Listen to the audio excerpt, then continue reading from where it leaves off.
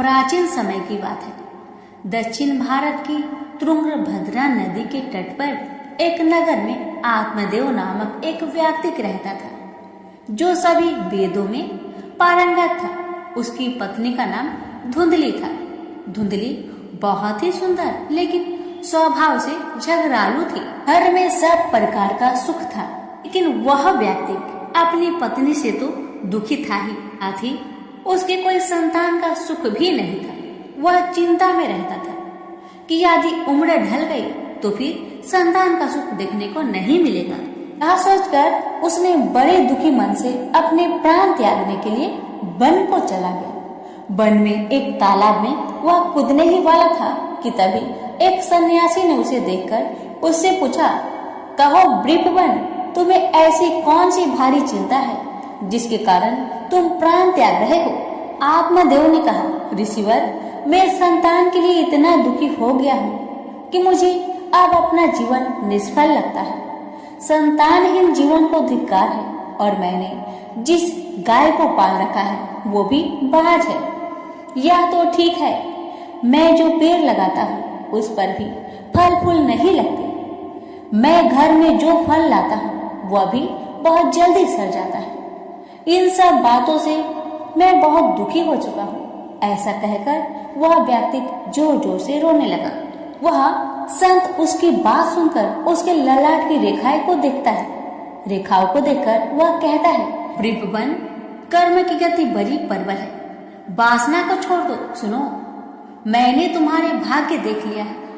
इस जन्म में तो क्या अगले 7 जन्मों तक तुम्हारे कोई संतान भी किसी प्रकार से नहीं हो सकता।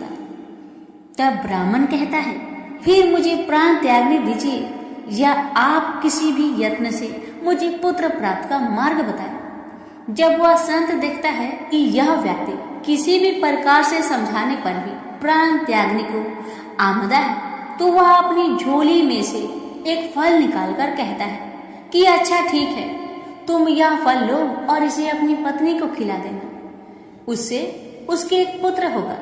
आत्मदेव वह फल लाकर अपनी पत्नी को दे देता है, लेकिन उसकी पत्नी वह मन ही मन में सोचती है कि यदि मैंने ये फल खा लिया और मेरा गर्भ रह गया तो मुझसे खाया नहीं जाएगा और मैं मर भी सकती हूँ। यह सोचकर वह तय करती है कि मैं ये फल नहीं खाऊंगी। इसलिए वह आत्मदेव से कई तरह के तर्क और कुतर्क करती है। आत्मदेव के कहने पर वह फल तो रख लेती है, लेकिन खाती नहीं है। एक दिन उसकी बहन उसके घर आती है, जिसे वह सारा किस्सा सुनाती है। बहन उससे कहती है कि मेरे पेट में बच्चा है, प्रसव होने पर वह बालक मैं तुम्हें दे दूंगी, तब तक तुम गर्भवती के समान घर में रहो। मैं कह दूंगी मेरा बच्चा मर गया और तू ये फल गाय को खिला देना। आत्मदेव की पत्नी ने अपनी बहन की बात मान ली और वैसा ही किया। उस फल को गाय को खिला दिया। समय व्यतीत होने पर उसकी बहन का बच्चा लाकर धुंधली को दे दिया गया। पुत्र हुआ है, यह सुनकर आत्मदेव को बड़ा आनंद हुआ। धुंधली ने अपने बच्चे का नाम धुंधकारी रखा। इसके 3 माह व्यतीत होने के बाद एक दिन आत्मदेव सुबह गाय को चारा डालने गया।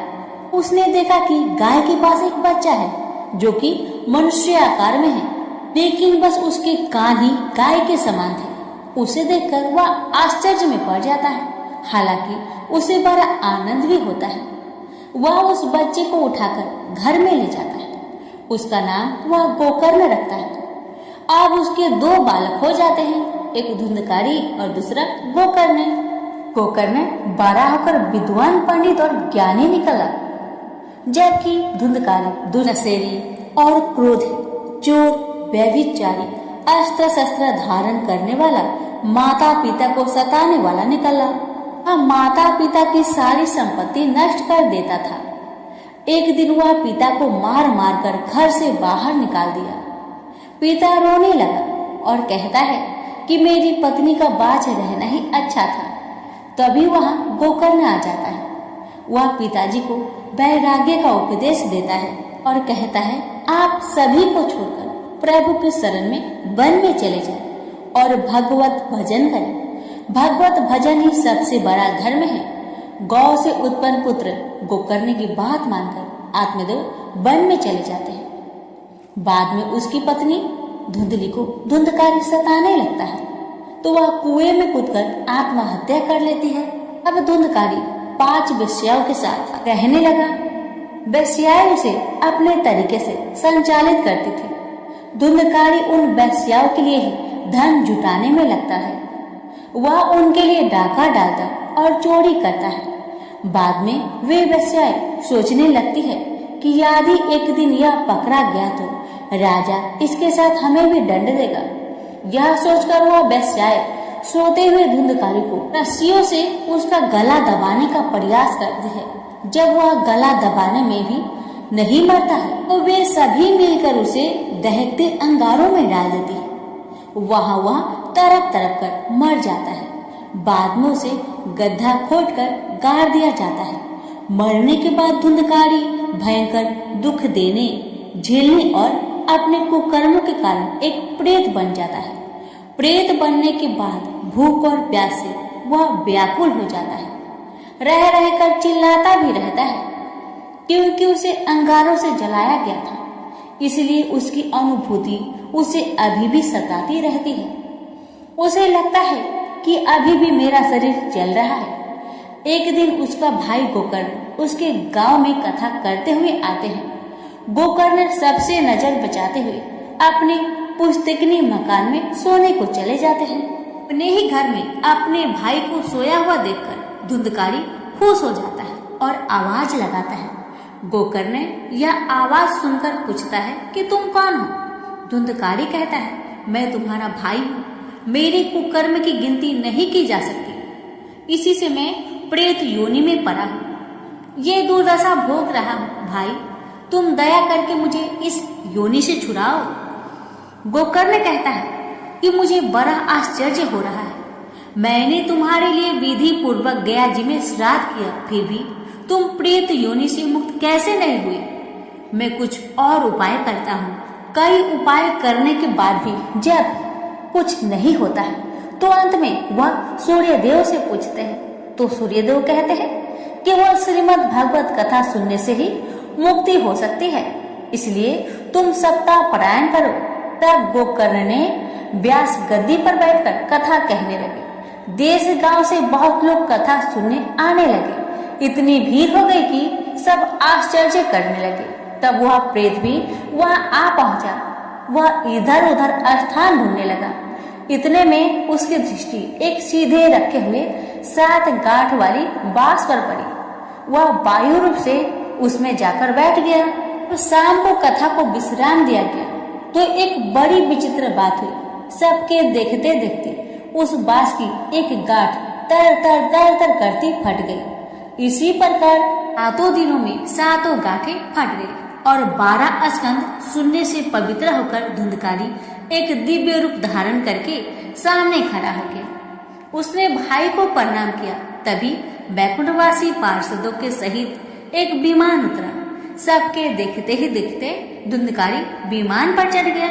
उन पार्षदों को देखकर उसने गोकर्ण से कहा, भगवान के प्रिय पार्षदों, यहाँ हमारे अनेक शुद्ध हृदय श्रोतागण हैं। उन सब के लिए एक साथ बहुत से विमान क्यों नहीं लाए? यहाँ सभी ने समान रूप से कथा सुनी है, फिर फल में इस प्रकार का भेद क्यों है? भगवान के पार्षदों ने कहा, इस फल भेद का कारण इसमें श्रवण का भेद है। श्रवण सबने समान रूप से ही किया, किंतु इसके जैसा मनन नहीं किया। इस प्रेत ने 7 दिन तक सुने हुए विषय का स्थिर चित्त से खूब मनन भी करता रहा। यह कहकर वे सब पार्षद बैकुंठ को चले गए। श्रावण माह में गोकर्ण ने फिर से उसी प्रकार सप्ताह क्रम से कथा कही। वहां भक्तों से भरे हुए विमानों के साथ भगवान प्रकट हो गए। उस गांव में कुत्ते और चंडाल प्रश्न जितने भी जीव थे सभी दिव्य देह धारण करके विमान पर चढ़ गए। भगवान उन सभी को योनि दुर्लभ गोलोक धाम में ले गए। प्रेम से बोलिए लक्ष्मी नारायण की जय, श्री कृष्ण भगवान की जय, राधा रानी की जय।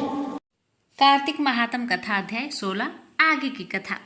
राजा पृथु ने कहा, हे नारद जी, यह तो आपने महाप्रभु शंकर की बड़ी अद्भुत कथा सुनाई है।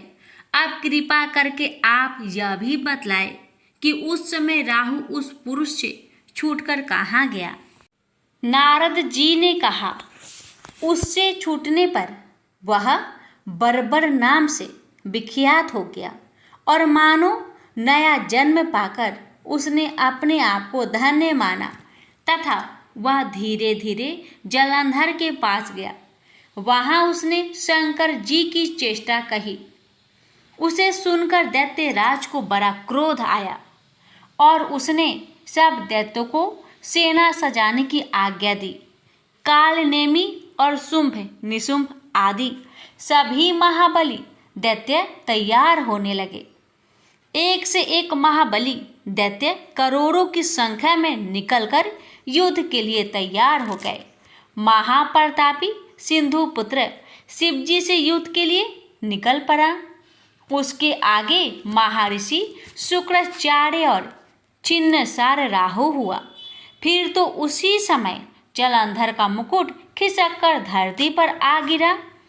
आकाश में मेघ छा गया और बड़े अपशकुन हुए। उधर इंद्र आदि सब देवताओं ने एकत्र हो कैलाश पर जाकर शिव जी से सब वृत्तांत कहा और ये भी कहा कि आपने जलंधर से युद्ध करने के लिए जो भगवान विष्णु को भेजा था वह उसके वशवर्ती हो गए हैं तथा लक्ष्मी सहित जलंधर के अधीन होकर उसके घर में निवास करते हैं। अब देवताओं को भी उसके यहाँ निवास करना पड़ रहा है। अब वह सागर पुत्र आपसे युद्ध करने आ रहा है, अतः आप उसे मारकर हमारी रक्षा करें। देवताओं से यह सब कुछ सुनकर शंकर जी ने भगवान विष्णु से पूछा, हे ऋषिकेश, युद्ध में आपने जलंधर का संहार क्यों नहीं किया और वैकुंठ को छोड़कर आप उसके घर कैसे चले गए? तब भगवान विष्णु ने हाथ जोड़कर शिव जी से कहा, उसे आपका अंशी या लक्ष्मी जी का भाई होने के कारण नहीं मारा है। वह बड़ा ही वीरवा देवताओं से अजय है। मैं सत्य कहता हूँ कि उसे कोई भी नहीं मार सकता। इस पर लक्ष्मी जी ने मुग्ध होकर और मैंने स्वयं उसके घर में रहने का वर दे दिया, इसलिए मैं उसके घर में रहता हूँ। हे सूर्य वीर विष्णु, आप यह क्या कहते हैं? उस दैत्य जलंधर को मैं अवश्य मारूंगा, इसमें कुछ संदेह नहीं है। अब आप सब देवता जलंधर को मेरे द्वारा ही मारा गया जान अपने स्थान को जाइए। जब शंकर जी ने ऐसा कहा तो सब देवता स्नेह रहित होकर अपने अपने स्थान को चले गए। ठीक उसी समय पराक्रमी जलंधर अपनी विशाल सेना के साथ कैलाश पर्वत को घेर कर सिंहनाद करने लगा। दैत्यों के नाद और कोलाहल से शिव जी क्रोध हो गए। उन्होंने अपने नंदी आदि गणों को उसके साथ युद्ध करने की आज्ञा दे दी। कैलाश पर्वत के पास भीषण युद्ध होने लगा। दैत्य ने अनेक प्रकार के अस्त्र शस्त्र बरसाना शुरू किए। भेरी, मृदंग, शंख और तीरों तथा हाथी, घोड़ों व रथों के शब्द से धरती कांपने लगी। युद्ध में कटकर मरे हुए हाथी, घोड़े और पैदलों का पहाड़ सा लग गया, जिससे कि युद्ध भूमि और भी आगमयी हो गई। दैत्य के आचार्य श्री शुक्राचार्य अपनी मृत संजीवनी विद्या से सब दैत्यों को जिलाने लगे। जहाँ देखकर शिव जी के गण व्याकुल हो गए और उनके पास जाकर सारा वृत्तांत सुनाया। यह सुनकर भगवान रुद्र के क्रोध की सीमा ना रही। वह अपने भयंकर रूप से दिशाओं को प्रज्वलित करने लगे। फिर तो उस समय उनके मुख से एक बड़ी भयंकर कन्या उत्पन्न हुई, जिसकी की दोनों जंघाएं ताल वृक्ष के समान थी। वह युद्ध भूमि में जाकर सब असुरों का चर्वण करने लगी। युद्ध भूमि में इस तरह विचरते हुए वह शुक्राचार्य जी के पास पहुंची और शीघ्र ही उन्हें अपने उदर में गुप्त कर लिया। फिर स्वयं भी अंतर्ध्यान हो गई। शुक्र के गुप्त हो जाने से दैत्यों का मुख मलिन पड़ गया और वह युद्ध छोड़कर भागने लगे।